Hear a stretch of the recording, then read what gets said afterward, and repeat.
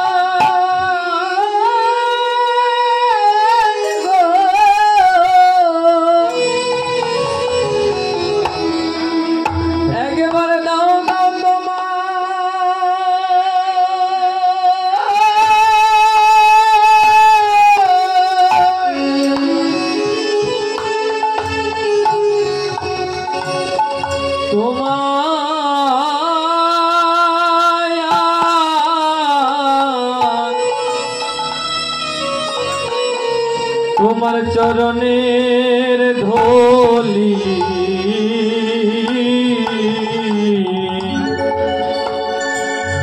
যদি কৃপা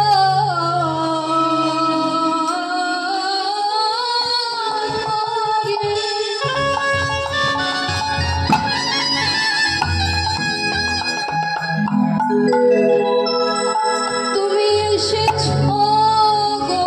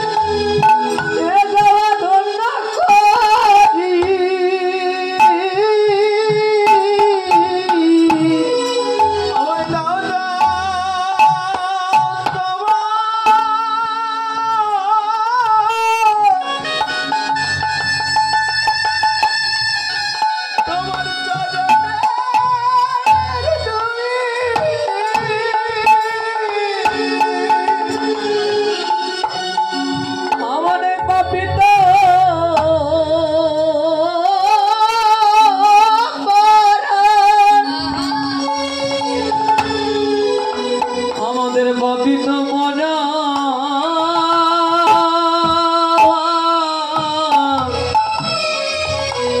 ভগবান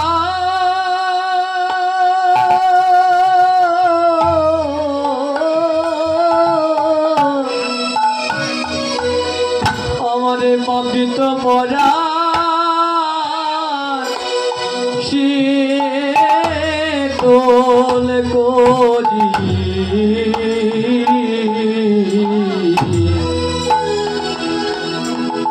একেবারে দাও দাও তোমার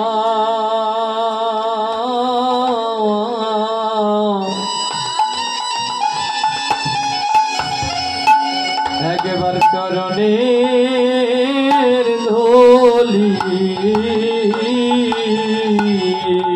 কৃষ্ণ কৃষ্ণ তুমি এসেছো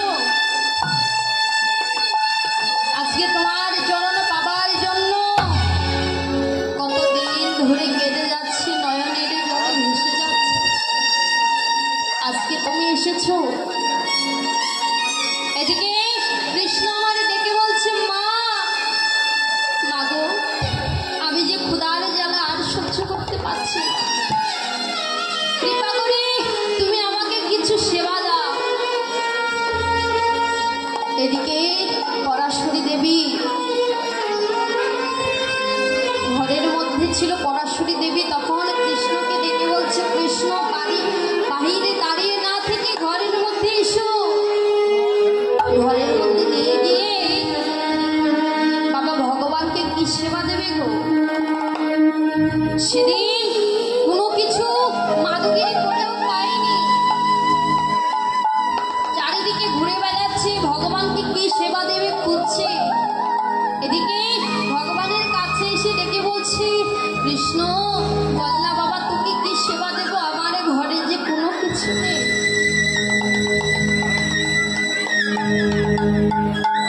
বল না তোকে কি সেবা দেব।